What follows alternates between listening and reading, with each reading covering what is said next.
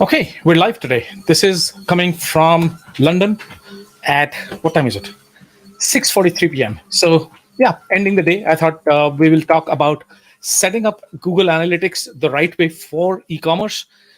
You can follow similar strategy and tactics for any category of business, but I've basically noticed more and more e-commerce companies struggling, scrambling, trying to get analytics sorted out, especially because Universal Analytics, the current version of Google Analytics, does not track paid social separately. It does not track a lot of things that are supposed to be in the right source medium combination. So a lot of configuration changes need to be done to be able to track ad spend properly, email revenue separately, organic search direct traffic separately.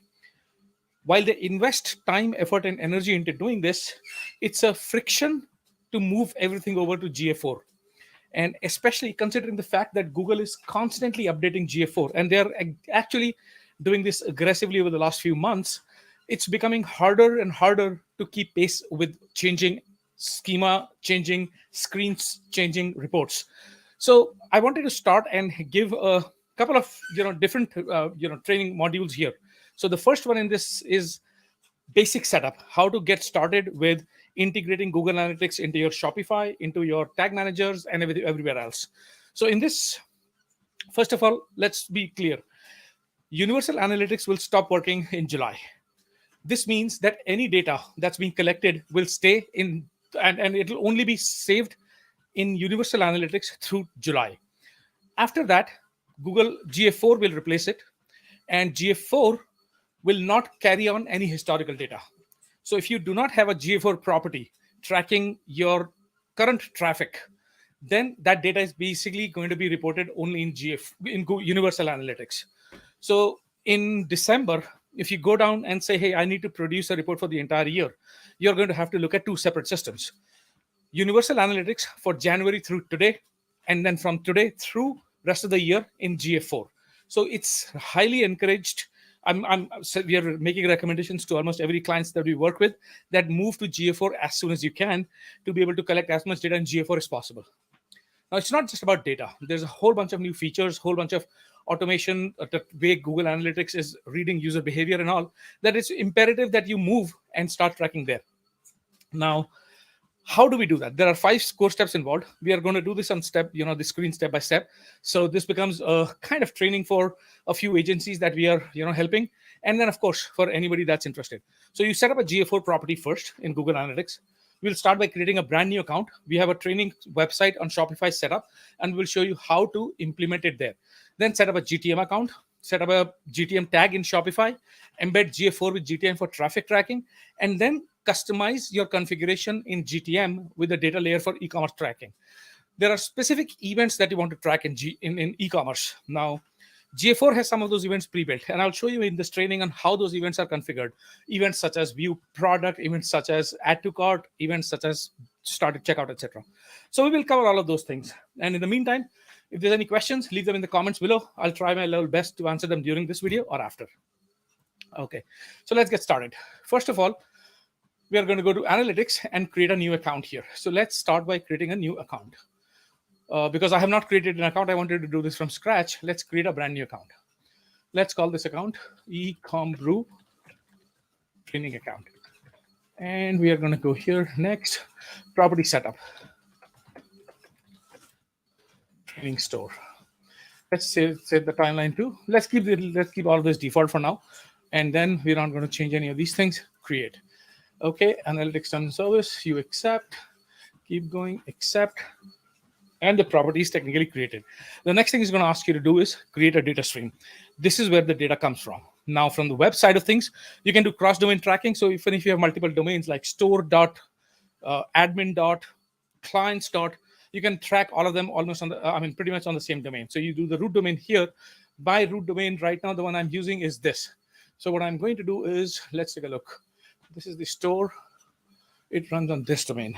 So we copy this domain here, add the URL here. Here we go. And stream name is, there we go, right? This data is coming from Shopify store. Now you can add another stream for another domain here and it'll automatically start tracking cross domain. So that's fine. But for now, data collection isn't active. We know it's not active. This measurement ID, you have to keep this in mind. This needs to be we need to keep it in mind because this will be important. Now install with, we are going to use GTM. So we'll do manual installation. This GTag, no, we're not doing this. We are going to install it using a Google Tag Manager. So now I'm going to move on to Google Tag Manager and I'm going to create a new account here. So accounts page, and then we create an account. We create an account for, so that's the first step we did. We created a Google Analytics account, and now we have the information about the Analytics account right here. We are going to need this information in Google Tag Manager. So we're going to go there, here, set up the Tag Manager.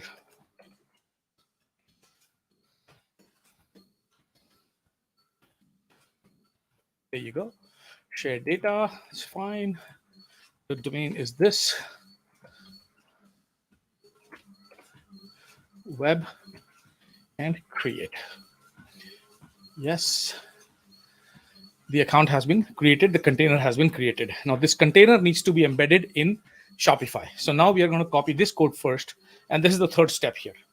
Copy this code, go to the Shopify store, online store, click on themes.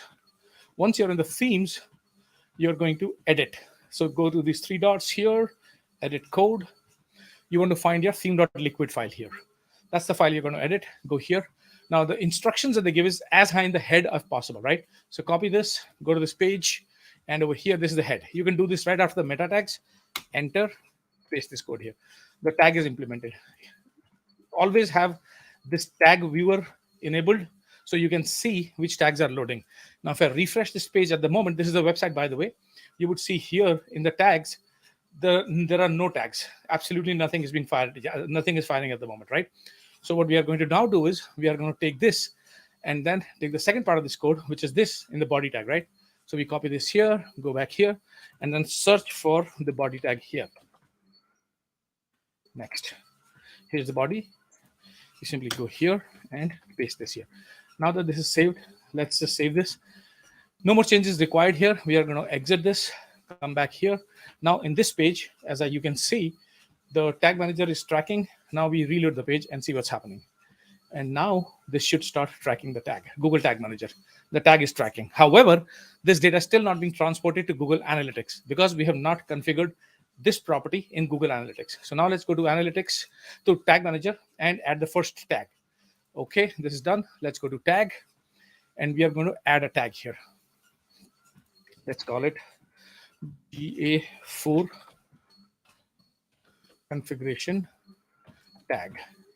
The tag would be Google Analytics GA4 configuration. It'll ask you for a measurement ID. The measurement ID is right here. This is your measurement ID. You copy this from here, take this here, paste it, and then everything else remains the same. The triggering will be on all pages. So we trigger it on all pages, save, and we are good. Now we simply submit this. This submission will be go live with Analytics 4. Now that GA4 tag configuration setup. Now that this is done, publish. Now this is live. Now this data will automatically start collecting in Google Analytics. Let's take a look at this once again. Now we're looking at these tags here. As you can see, Tag Manager. Let's refresh this page. And the Tag Manager will be now, technically it'll be firing the Google Analytics code also. Google Analytics will start collecting data. In a couple of hours, it should start showing up. But yes, you have the information. So this is typically how you would set up the account. Now let's go to a couple of other things. Those things are important when it comes to looking at the reports here. So if I go back to Google Analytics, now that this is done, let's call this and go to our home reports. In these reports, we are not going to see anything as far as e-commerce is concerned because e-commerce reporting is technically not enabled yet. And I'll show you exactly how to enable those reports. So in the e-commerce side of things, there is no data. I mean, in theory, there's no data, but e-commerce will absolutely show nothing. Item viewed, added to cart, purchased, revenue, etc. Why? Because there's no way for analytics to recognize any of that information unless we enable it in Google Tag Manager. So we're going to go here and we're going to start configuring a second tag. And here's how we are going to do this. We take the tag, create called GA4 e-commerce tracking events. Take the tag configuration from here. We'll call it GA4 event. Now the configuration tag will be your GA4 configuration tag that we just created. Event name, we want this to be dynamic because we want, sorry, not this one's. This would be the event.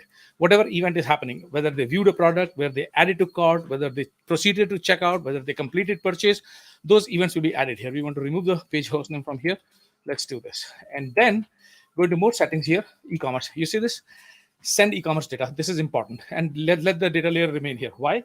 Because technically this part will actually send all of the Google Analytics default properties, Google Tag Manager, Google's default tracking properties, such as add to cart, viewed product, etc., by default into Google Analytics. So now that we've done, now we'll set up the trigger for this. So bear with me for 1 second while we go there. Here we go. The trigger, we have to configure a new trigger because it has to be on a specific event, right? And this is where you need to pay careful attention when we do this. Go here. This will be called e-commerce events trigger. Now, in this trigger configuration, we will call it custom event. Now, these events typically will be these. I've got this here because I've done this in the past, but these are all the events that are possible in the e-commerce scenario divided by pipe. Why pipe? Because when you add these here and use regex matching, it essentially tells Google that any of these event happens, it has to fire a trigger. So once this is done, it fires on all events, save. Now, if you see, and this list is available, I'll include it in the description below. But this list is going to help you track every part of this event. Now that this is done, let's save the tracking events tag, and we are going to publish it once again. And I'm going to show you something interesting here. We have not gone live with it yet, but let's take a look at it here. So now I've added some dummy products here on the store just so that you can take a look. Let's say we do this. Now, if you're looking at, and what we are going to do here is we are going to go to preview mode first. The preview mode, it will enable us to see if our tags are firing. So I'm going to take this URL and I'm going to add it to my preview URL. Here we go. And now that we go here, it's connected. Yep, it's connected. If you see, it'll show you connected in a couple of seconds. Here we go, connected.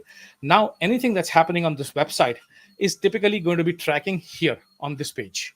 So let's say continue, we will see these events. You see the last event here is at this point, the window loaded, right? Now, if I go on this website and I click on this product, look what happened. This product view happens here. Nothing is except for link click. It is not tracking. Now it is tracking page, baby to the children page, window loaded, container loaded. These are all generic Windows events. These are generic browser events. None of them is tracking back in Google Analytics. Why? Because e-commerce tracking events, none of these tags is getting fired at the moment. Configuration tag is getting fired. It's tracking the traffic, but it's not tracking any of my e-commerce events. So I will go back here and I'm going to submit this. Let's go live.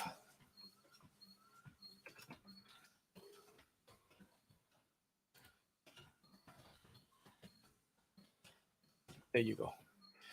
Now that I've published this, now this will start showing up with e-commerce tracking events. So now let's go back here. The assistant is still running. Let's reload this page. And now look what happens here. When we go to the tag manager here, it'll start to show up in a couple of seconds. Bear with me. There we go. Now when you see the same page, but if you look at this one, these tags, oh, it's not firing. Hold on 1 second.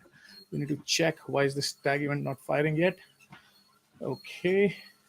Let's say buy it now or add to cart. Either way, let's see if these events are getting fired. Should be firing these events now. Hold on. Here we go. Page view, user engagement. Okay. GTM load. Interesting.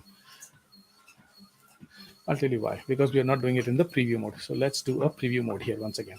Let's go back to the preview mode. Yep. It's going to start previewing once again because it's not connected. So let's go to the URL. Take the URL. Yeah, there we go. Now on the website, now it'll start tracking these events, right? Continue. And now let's see what's going to happen. Let's say we look at this product and we go back here. Look what happens here. Here we go. Case for Google 6. And in this case, still not firing e-commerce tracking events. That's weird. Why? Because it's not sending the events yet. Huh. Okay, so I guess we have a flux here. Why? We have to do some jailbreaking. Give me 1 second. It's sending page views, but it's not sending tags on e-commerce. Let's review this for a sec here.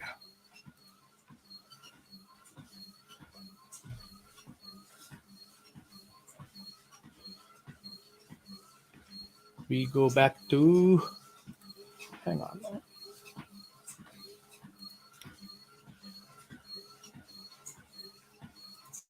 No, wait, where is, here we go.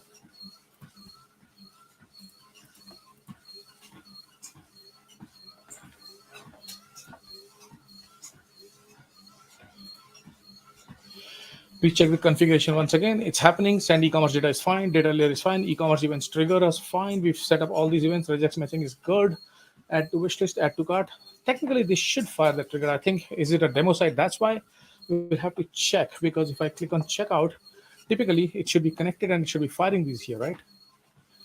Yes. Huh. No, it's not firing. For some reason, it's found the tags, but it's not sending. It's saying form start, Google Analytics hit. So it's not tracking it properly. I think we'll have to do some configuration changes. So give me a second as we load it up.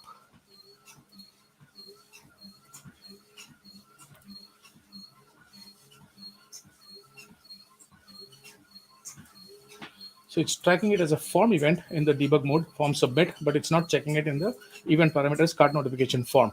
So it seems like the events are not configured in this properly. We'll have to configure the events from the website separately. Okay, we will go there and do that. So we'll have to come back to this broadcast and then do this, I guess. Give me a second as I look at the rest of this.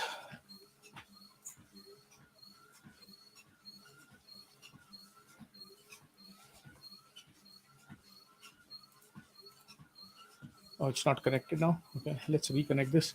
So I'm going to close these windows and go back to this connection here. Hang on. We close this. Go back to preview.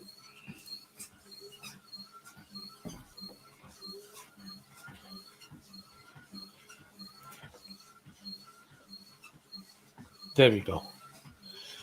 Okay, let's see what's happening here.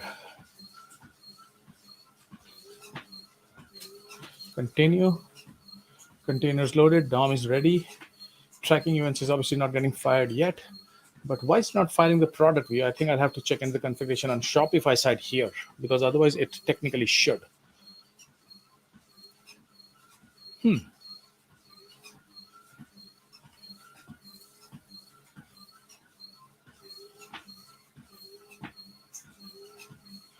None of these events is triggering at the moment in Google Tag Manager. I think we'll give it a couple of hours and then we'll have to come back to this. So we will come back and I will record another training once I have debugged it internally on the code, and then I will record another video. Thanks for watching so far.